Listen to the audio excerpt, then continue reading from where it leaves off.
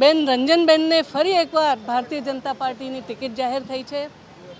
મહિલા તરીકે હંમેશા છેલ્લા 10 વર્ષથી એ પોતે સાંસદ છે.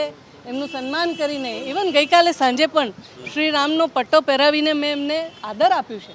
હું પાર્ટીનું સન્માન કરું છું, પણ આખી રાત અને અત્યાર સુધી મારો માયલો, મારી જમીર મને એવું કહે છે કે મારી પાર્ટીને જો માનનીય મોદીજી સુધી વાત ન પહોંચતી હોય, માનનીય અધ્યક્ષજી પ્રદેશ સુધી કે ઉપર સુધી વાત ન પહોંચતી હોય, તો આમેય પાર્ટીમાં જો અમારા જેવા કેડર બેઝ કાર્યકર્તાઓ દુઃખી છે અને મને જે રીતના વાત કરી રહ્યા છે છેલ્લા ઘણા વખતથી, તો મારે પોતાને મારું જમીર એવું કહે છે કે મને મારા વડોદરાવાસીઓ જે કહે એ જ મારે કરવું જોઈએ.